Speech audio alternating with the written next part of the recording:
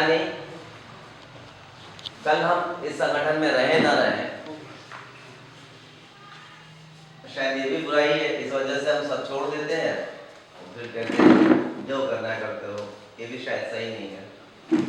पर मैं आप लोगों को, सब लोग को, जो भी लोग बैठे हुए हैं, इन सब लोगों को निश्चित रूप से ये आग्रह करूंगा कि जब आप लोग इतने हृदय से यहाँ पे आते हैं, इतने हृदय से जुड़ते हैं, तो थोड़ा थोड़ा सा, बिल्कुल थोड़ा थोड़ा सा वाकई देश के लिए करने वाला, जब ही बोल रहे थे ना मदन सर, कि वही गुणगान कर पाएगा जो अपना सब कुछ देने के बाद कुछ न लेने की लालसा से काम करता हो, वही कर पाएगा। हम में से यहाँ पर पता नहीं कितने लोग बैठे हैं जिनको कुछ चाहिए, हम नहीं समझते। यहाँ कितने लोग जो बैठे हुए हैं, इनमें से शायद ही कोई ऐसा आदमी है अभी फिलहाल मेरे नजर में जो लोग दिख रहे हैं, इस मैक्सिमम लोग समर्पित लोग हैं।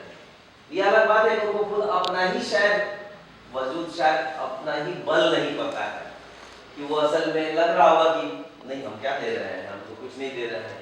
ऐसा लग रहा होगा कि यहाँ पे हम क्या कर रहे हैं, समय को कुछ धन्यवाद शायद ना समझ रहे हैं।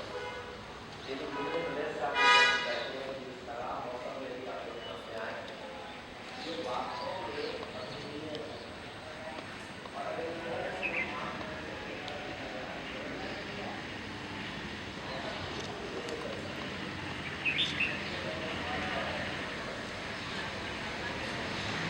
ये स्वतंत्रता सेनानियों का फोटो लगा हुआ है।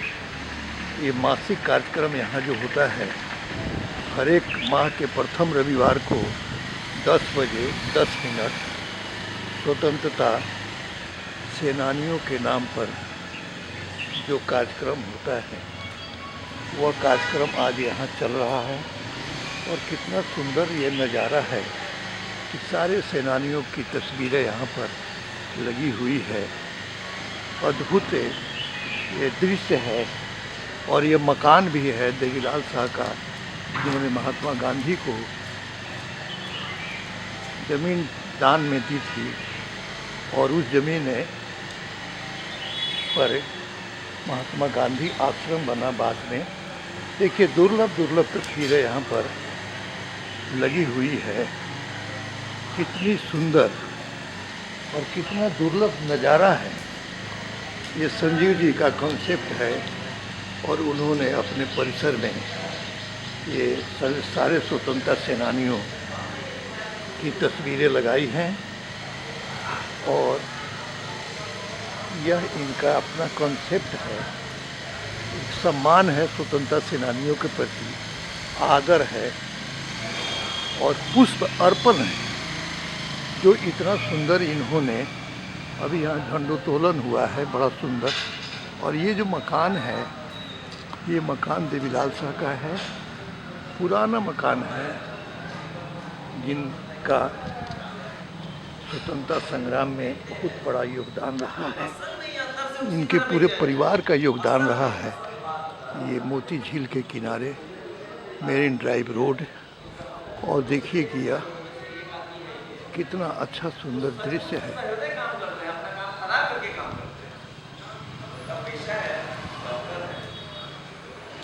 ऐसे लोगों की जरूरत है, ऐसे लोगों के काम की जरूरत है। मेरे ख्याल में ये 10 मिनट 10 बजे श्रद्धांजलि देना तो बहुत ही अच्छा है। एक प्रारूप बन गया है तो सबको याद भी रहता है पहला संडे। पर ये ना भी होना तो 10 मिनट अगर आप वाकई अपने देश के लिए दे देना, वाकई दे रहे, तो देश कहीं का कहीं पहुंच जाएगा, बहुत तरक्की हो पाएगी, जो कि नहीं हो पा रही। इन सब चीजों में भी कुछ चीजें हमें अभी भी पकड़ के बैठी हुई हैं, कुछ बंधनों में हम बैठे हुए हैं, कुछ अपने पूर्वाग्रहों में बैठे हुए हैं, जिसे निकल ही नहीं पा रहे हैं। हमारे भीतर भी ऐसी कमियां हैं, हम उनको फिर से देखें, समझें, उनसे बाहर निकलने की कोशिश करें। और फिर से आप सब लोगों का इसके लिए धन्यवाद कि आप लोग वाकई इस विचित्र परिस्थिति में, विचित्र मौसम में आए हैं। बहुत सारा धन्यवाद आप सब लोगों को। कोशिश करते हैं कि चर्चा करेंगे, आप सब लोग का सहयोग चाहिए। चंदन जी के 9 साल का मेहनत है ये। मेरा काम कम है, मेरे पास बस कुछ ये सब डॉक्यूमेंट्स कुछ थे, कुछ प्रॉपर्टी थी जो मैंने बचा के रखा हुआ था, वो भी बचा के मैंने रखा हुआ था पिछले 2 साल पहले तक, जब तक चंदन जी नहीं मिले थे। अगर वो नहीं मिले होते तो ये सब ही साफ हो गया होता। तो चंदन जी आए, मेरे संजोग से उनसे मेरा बन पड़ा, भरोसा हो गया थोड़ा, तो वाइफ को मैंने बोल दिया वो जो भी आए यहाँ से ले जाए, उनको चुपचाप ले जाने देना, कोई अड़ंगाबाजी मत करना, वरना तो हम पड़ीदार भी अपन में निपटाते ही रहते वो भी बाज नहीं आते हम लोग। अभी रंजन की वाइफ बैठी हुई है यहाँ पे, उमेश की वाइफ बैठी हुई है। संजोग से चर्चा करते हुए अशोक भैया बताना भूल गए, हमारे परिवार से हैं लेकिन मोहल्ले से हैं। भुवनेश्वर बाबू,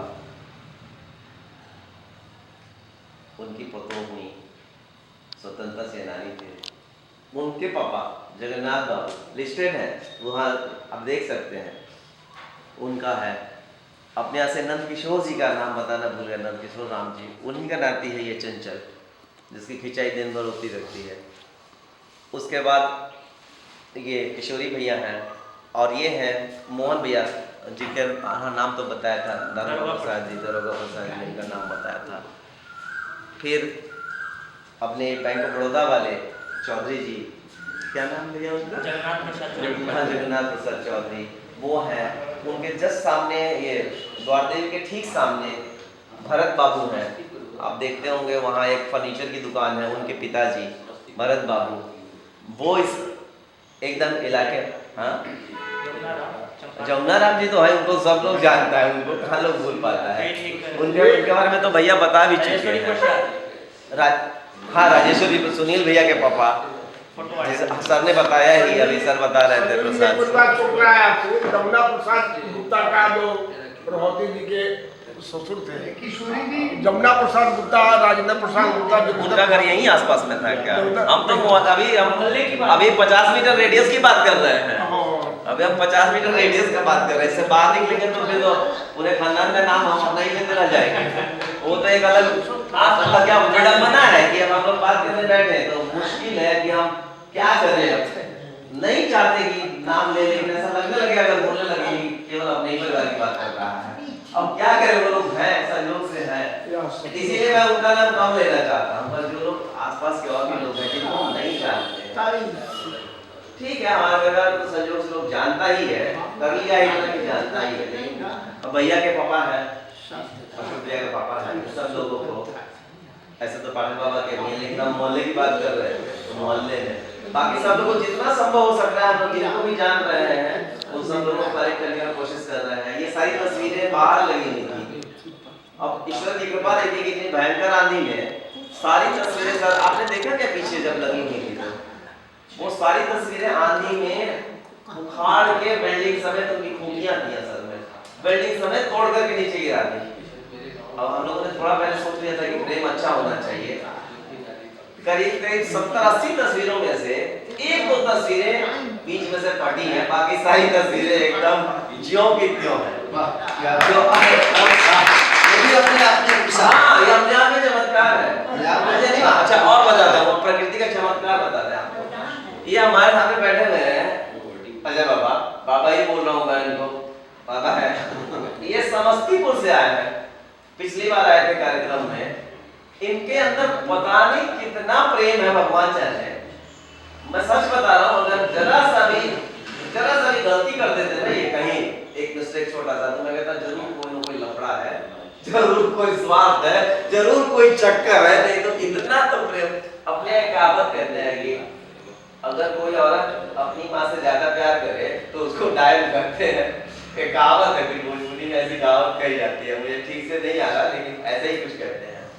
वैसा वाला प्रेम है इनका, भगवान जाने कहां से लोग उतर के आ रहे हैं। प्रसाद सर को पिछले बार किसी को मैंने नहीं बुलाया था, कमलेश जी बात है, अच्छा कोई बात नहीं बुलाया था, लेकिन सर खुद आए उस कार्यक्रम में, और स्नेह है, प्रेम है। अच्छा बोल भी रहे हैं, बता भी रहे हैं कि संजीव ऐसा कैसे हो गया, कोई प्रोग्राम में बुलाने में, सर किसी को बुलाए ही नहीं थे तो आपको कैसे बुला लेते, ऐसा करके। तो ये स्नेह प्रेम प्रकृति का पता नहीं कैसे एक कनेक्शन सा बन रहा है, अपने आप सब कुछ हो रहा है, ये हम लोग होने दें और इसमें सहयोग करें।